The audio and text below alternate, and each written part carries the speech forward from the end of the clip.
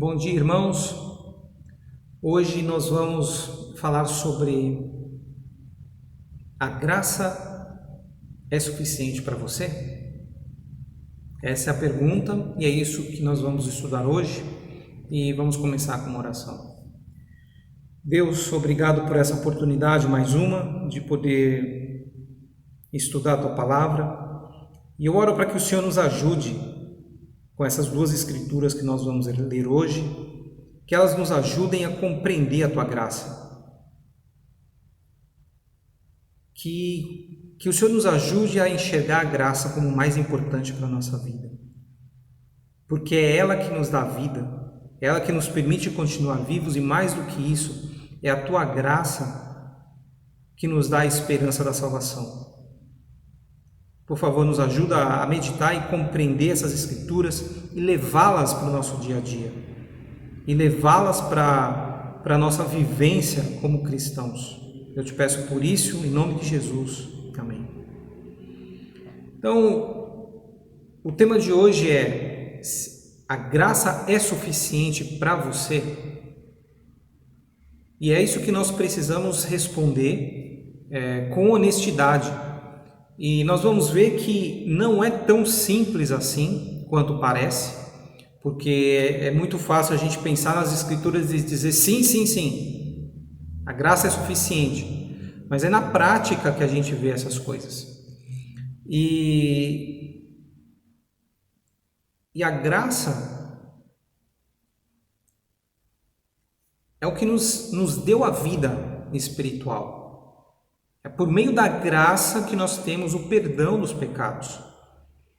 É por causa da graça que Deus diz: vocês não mereciam ter chance nenhuma, mas eu vou dar uma chance. E no nosso dia a dia, na nossa vida, na verdade, são diversas oportunidades que Deus nos dá para nós enxergarmos o que está acontecendo, enxergar nossa situação espiritual e tomar o rumo correto. Deus nos dá com muita frequência, se não todos os dias, essa escolha. Mas o fato de Deus continuar dando essas oportunidades, isso mostra a graça dele. Jesus Cristo foi nos dado pela graça. Algo que não é merecido, mas ele nos dá. Então essa graça, ela é base para a nossa fé. Só que, se nós pensamos no dia a dia, no nosso próprio dia a dia, ou do mundo todo, nós vemos que existem muitas expectativas. As pessoas pensam, e no dia a dia elas estão lá trabalhando e pensando no que elas querem obter, o que elas querem alcançar na vida delas, o que nós queremos alcançar na nossa vida. Nós trabalhamos hoje para colher amanhã, ou daqui a um ano, ou daqui a 20. E aí nós temos essas expectativas de que alguma coisa vai acontecer, seja por causa desse nosso trabalho, seja porque alguma coisa fora do comum pode acontecer. Surge nas nossas vidas, e aí nós vamos nos alegrar e dizer: era isso que eu estava esperando, isso era o que eu queria para a minha vida e agora está acontecendo. E quando as coisas não aconteceram ainda, nós mantemos essa esperança, alguma coisa vai acontecer. E a nossa vida acaba se baseando não na gratidão pelo que nós já temos.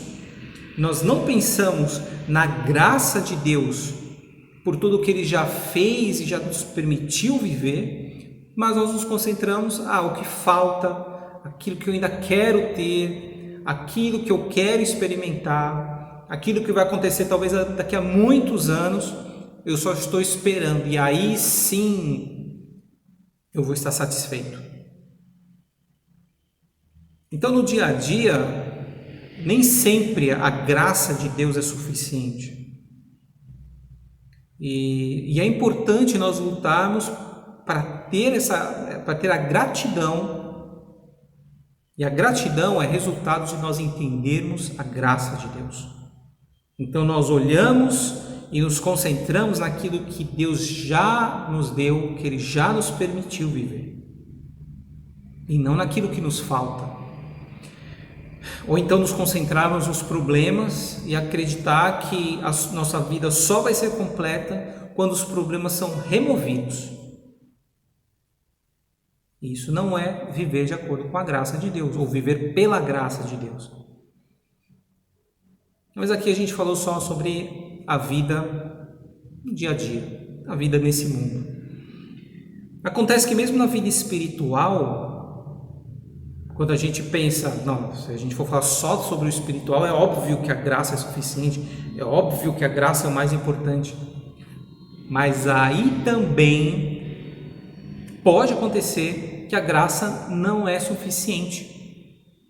E nós vamos ver um caso já no início da igreja, já no primeiro século, em que as pessoas já não acreditavam naquela graça que elas tinham ouvido falar no Evangelho. Então a gente vai ler lá em Gálatas no capítulo 1. E como poucas vezes acontece, Paulo vai muito direto ao assunto. Tanto é que a saudação é muito rápida.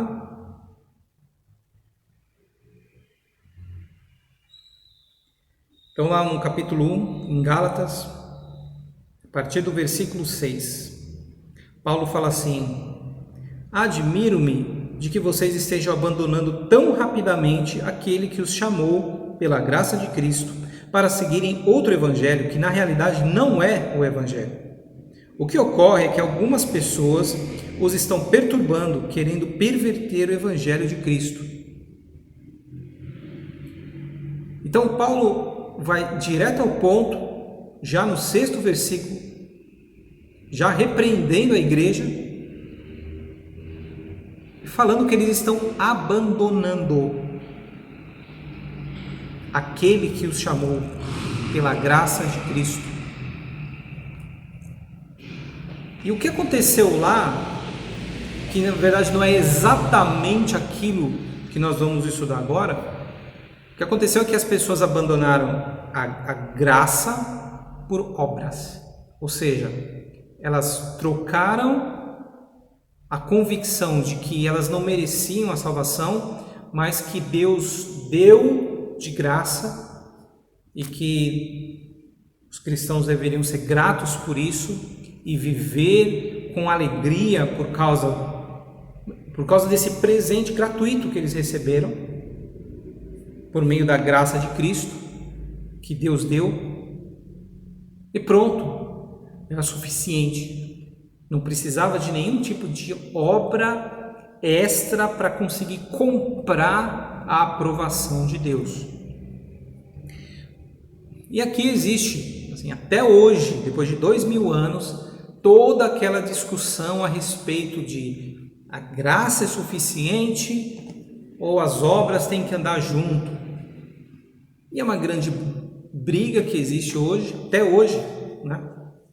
Uma briga teológica, que nós não vamos entrar nesse ponto, porque existe um outro tipo de ataque contra essa graça de Cristo.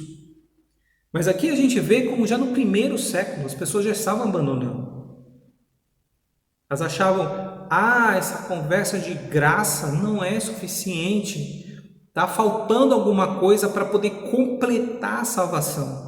Vocês precisam seguir certas leis judaicas. Aí sim, vocês vão estar completos.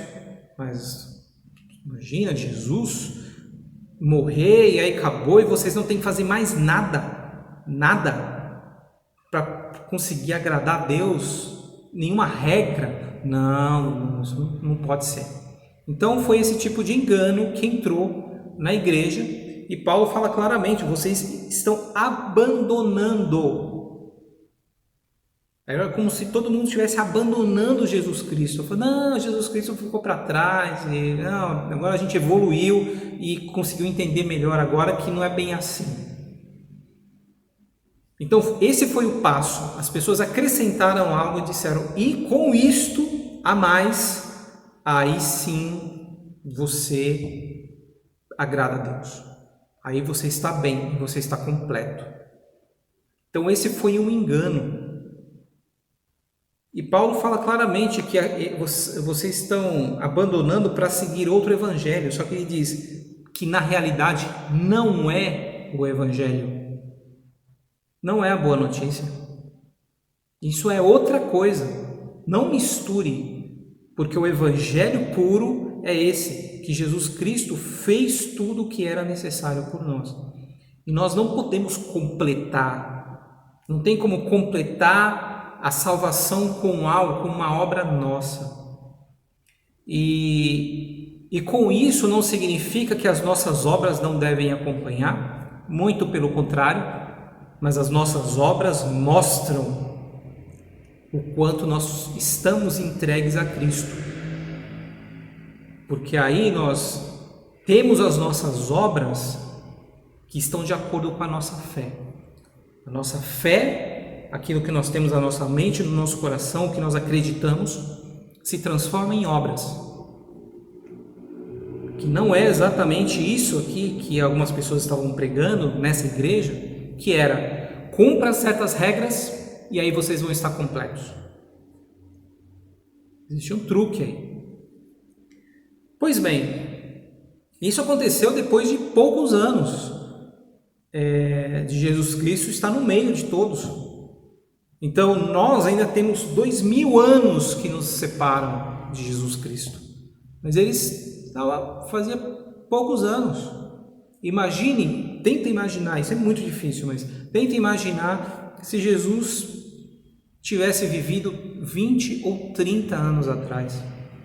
Você se lembraria que eu estava vivo e eu me lembro da situação, eu lembro como o mundo era naquela época, e eu lembro do que aconteceu na região quando Jesus estava andando ali no meio. As pessoas sabiam o que estava acontecendo. Elas podiam, se elas procurassem, elas poderiam falar com as pessoas que andaram todos os dias com Jesus Cristo, o que é absurdo para nós, porque é impossível. Mas já naquele tempo, mesmo com tudo isso, eles estando tão perto de Jesus no tempo, mesmo assim a coisa já desandou. E hoje, como que o evangelho pode ser abandonado, mesmo dentro de um grupo que se diz cristão, que fala de Deus, que pega a Bíblia e lê a Bíblia e tudo isso, e pode abandonar o evangelho?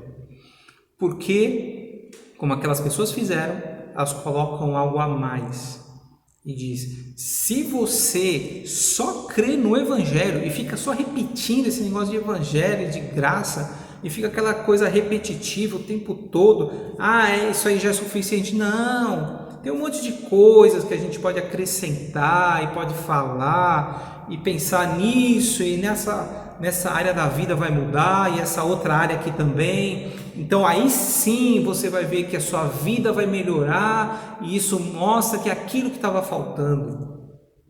E aí sim a sua vida vai ser completa com Cristo.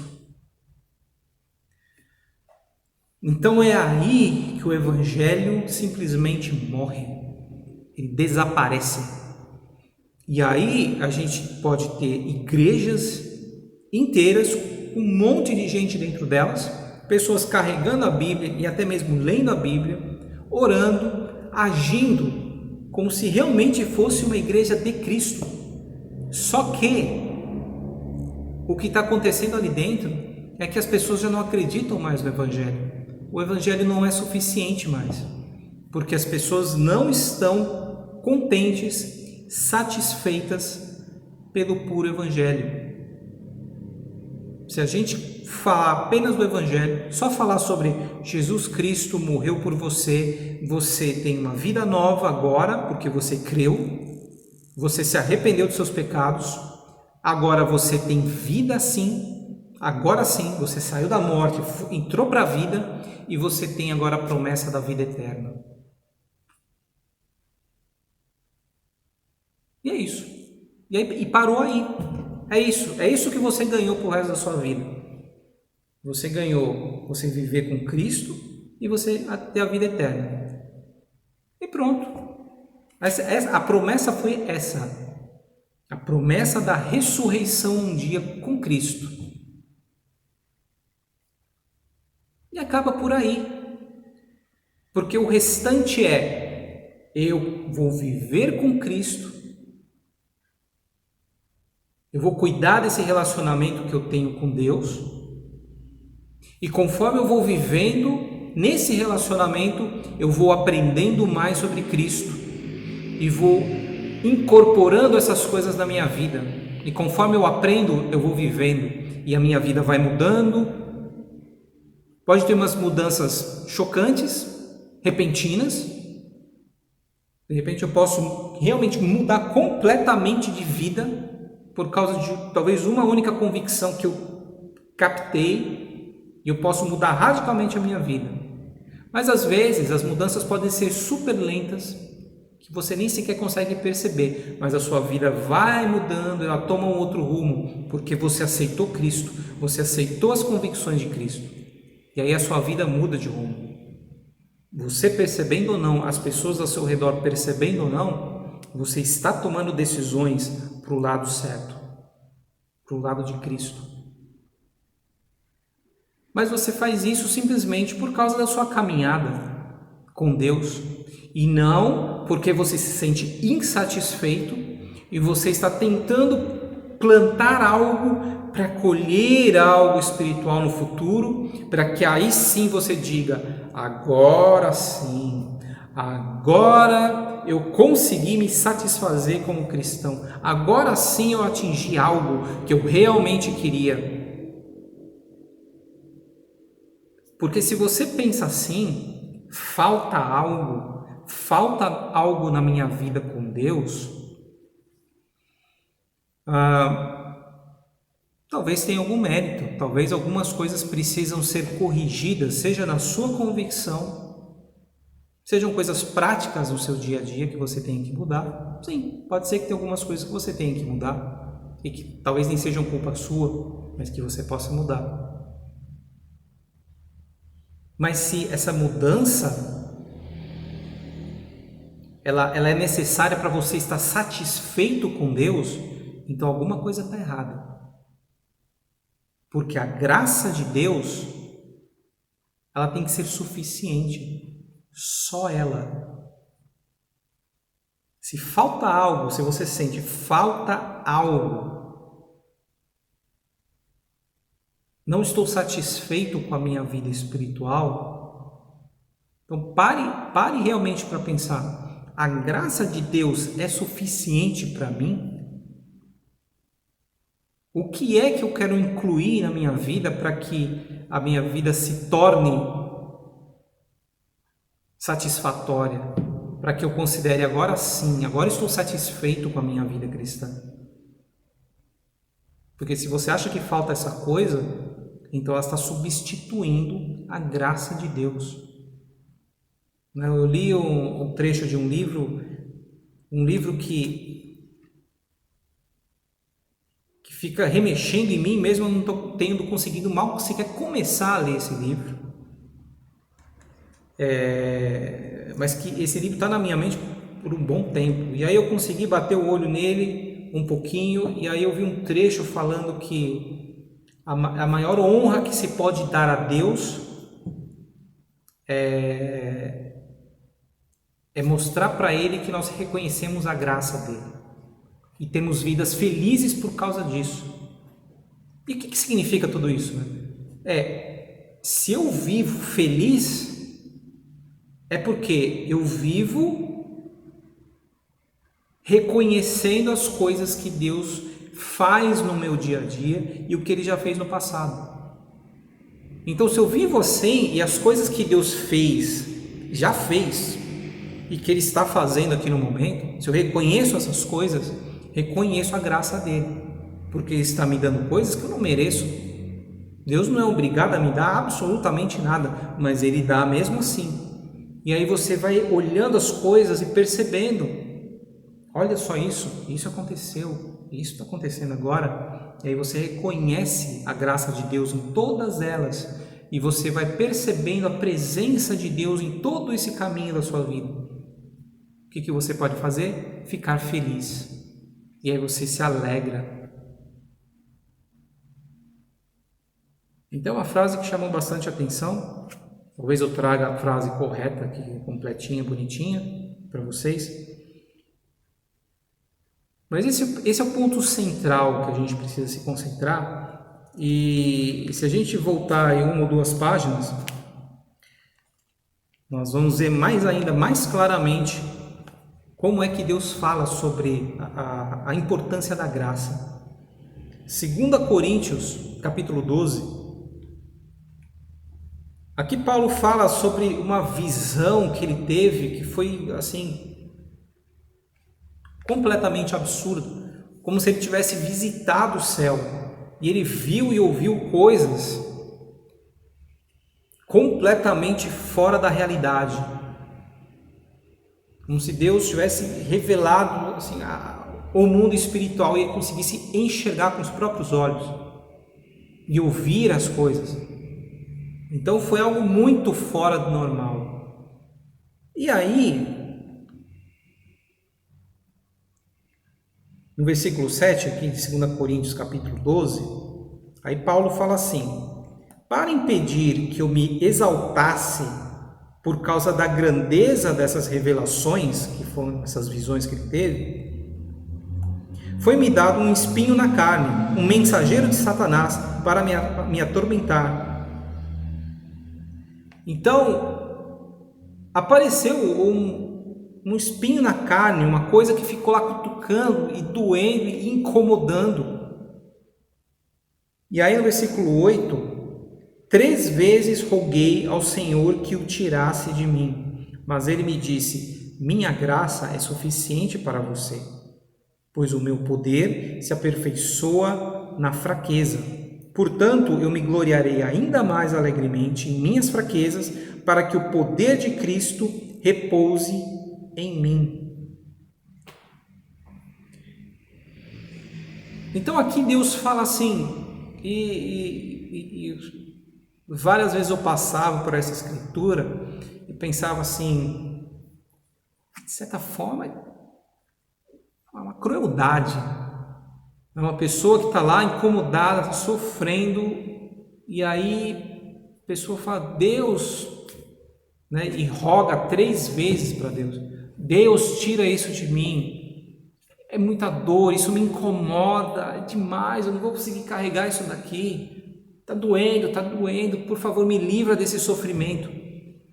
E aí Deus fala assim, não vou tirar não, vai ficar com isso daí, vai ficar sofrendo. Então, de certa forma, parece cruel. Mas o que Deus fala aqui é: minha graça é suficiente para você. Ou seja, Deus podia simplesmente chegar lá e tirar a coisa. E aí Paulo ia falar: ufa, agora sim a minha vida está perfeita. Agora eu estava com aquilo me incomodando e não dava para continuar a vida daquele jeito. Mas aí, ufa, agora saiu, agora sim eu estou aliviado, o problema foi embora, bola para frente, agora é buscar o resultado positivo. Não. Aí Deus falou, não. A minha graça é suficiente para você. Então você vai viver pela graça.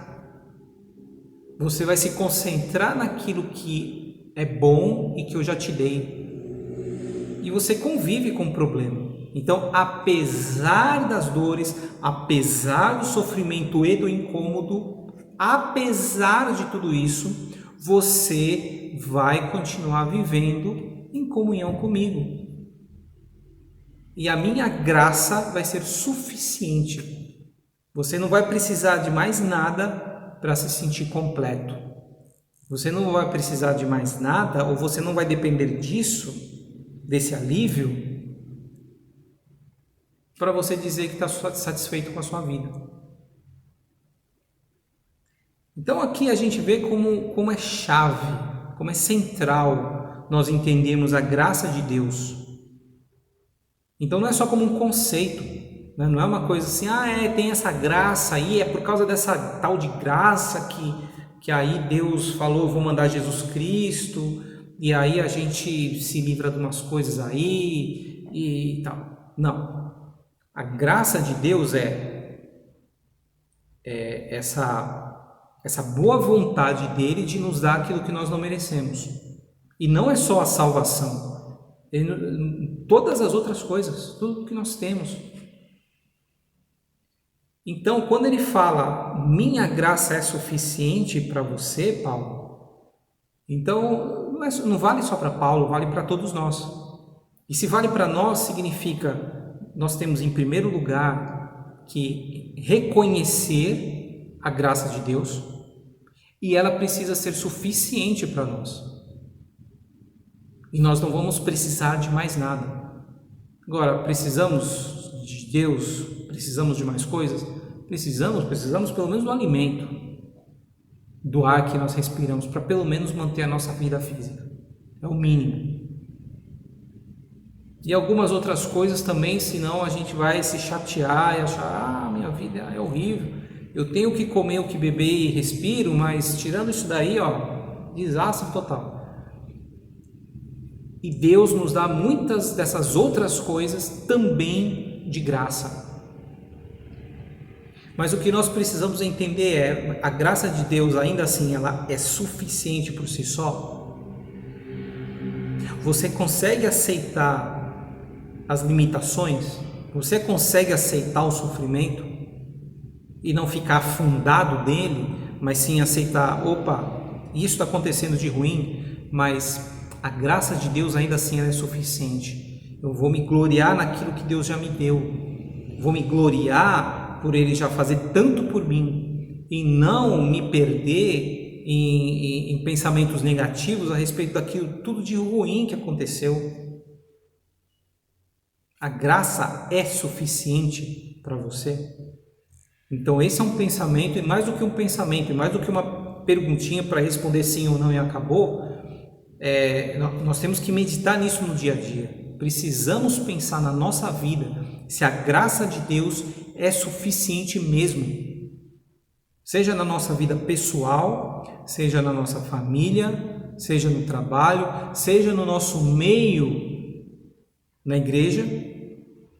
Se a graça do Evangelho é suficiente para nós, se é suficiente pensar que Deus já nos dá tudo que precisamos e que, acima de tudo, nós temos a fé em Jesus Cristo da ressurreição, de poder de ressuscitarmos, de termos uma vida eterna pela frente, que Jesus está nos esperando. Então, esse é o conceito de graça que nós precisamos ter, de que Deus já faz muito por nós, totalmente de graça, e nós temos que viver felizes por causa dessas coisas. Então vamos terminar com uma oração. Deus, em primeiro lugar, eu te agradeço por tudo que o Senhor nos dá, por tudo que o Senhor nos deu, e como se não bastasse, nós ainda ganhamos um grande presente, que foi a salvação das nossas almas por meio de Jesus Cristo. Muito obrigado por ter nos dado tudo isso. E o que eu te peço é que, Deus, nós possamos ter essa gratidão pelo Senhor, pelo que o Senhor já nos deu.